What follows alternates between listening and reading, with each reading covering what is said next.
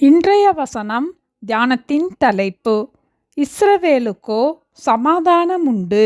சங்கீதம் 125 5ஆம் வசனம். இஸ்ரவேலுக்கோ சமாதானம் உண்டு. உண்டு என்கிற தலைப்பில் நேற்று காண்டாமிருகத்துக்கொத்த பெலன் அவர்களுக்கு உண்டு என்று தியானித்தோம்.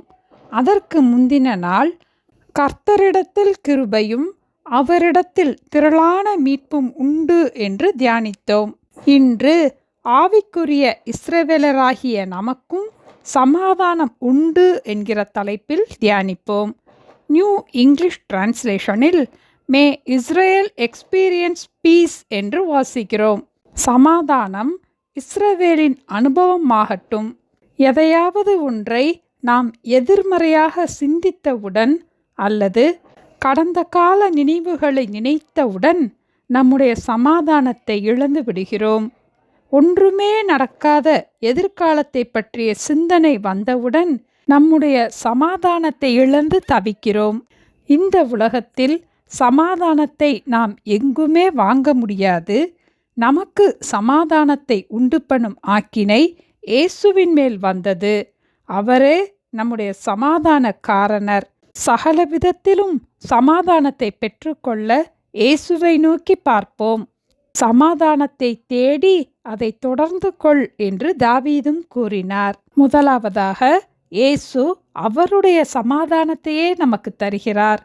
யோவான் 14ஆம் அதிகாரம் 27ஆம் வசனத்தில், சமாதானத்தை உங்களுக்கு வைத்து போகிறேன், என்னுடைய சமாதானத்தையே உங்களுக்கு கொடுக்கிறேன், உலகம் கொடுக்கிற பிரகாரம் நான் உங்களுக்கு கொடுக்கிறதில்லை, உங்கள் இருதயம் கலங்காமலும் பயப்படாமலும் இருப்பதாக என்றார்.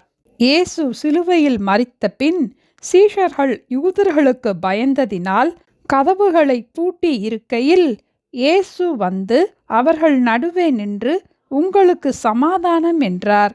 சீஷர்கள் தேவனுடைய சமாதானத்தை பெற்றுக்கொண்டு சமாதானத்தின் சுவிசேஷத்தை மற்றவர்களுக்கும் அறிவித்தார்கள்.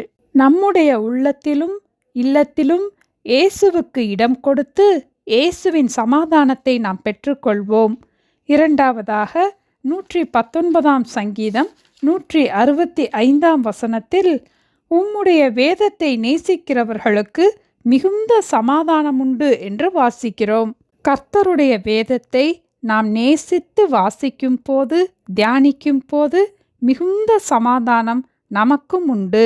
தினமும் வேதத்தை வாசிக்க முக்கியத்துவம் கொடுப்போம். கர்த்தருடைய வேதம் குறைவற்றதும் நம்முடைய ஆத்துமாவை உயிர்ப்பிக்க கூடியதுமாயிருக்கிறது. கர்த்தருடைய வார்த்தைக்கு நம்மை குணமாக்கும் வல்லமை உண்டு, நம்மை விடுவிக்கும் வல்லமை உண்டு, நம்மை தேற்றும் வல்லமை உண்டு.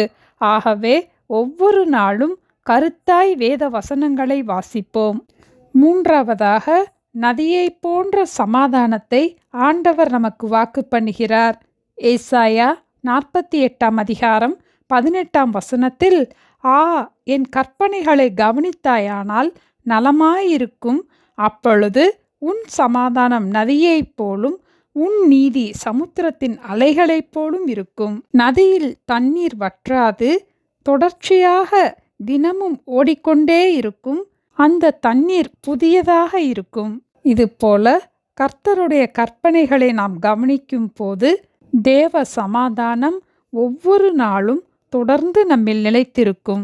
இயேசுவின் சமாதானத்தை, மிகுந்த சமாதானத்தை, நதியை போன்ற சமாதானத்தை ஒவ்வொரு நாளும் நாம் பெற்றுக்கொள்வோம். இஸ்ரவேலுக்கோ சமாதானம் உண்டு. ஜெபிப்போமா?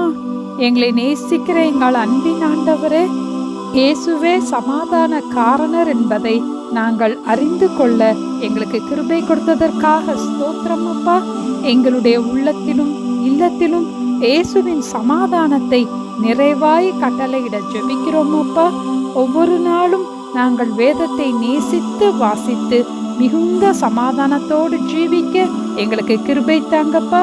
கர்த்தருடைய கற்பனைகளை கவனித்து நதியை போன்ற சமாதானத்தை பெற்றுக்கொண்டு ஒவ்வொரு நாளும் சமாதானத்தோடு ஜீவிக்க எங்களுக்கு கற்றுக் கொடுக்க வேண்டுமாய் இயேசுவின் நாமத்தில் ஜெபிக்கிறோம் பிதாவே. ஆமேன். Thank you. Have a blessed day.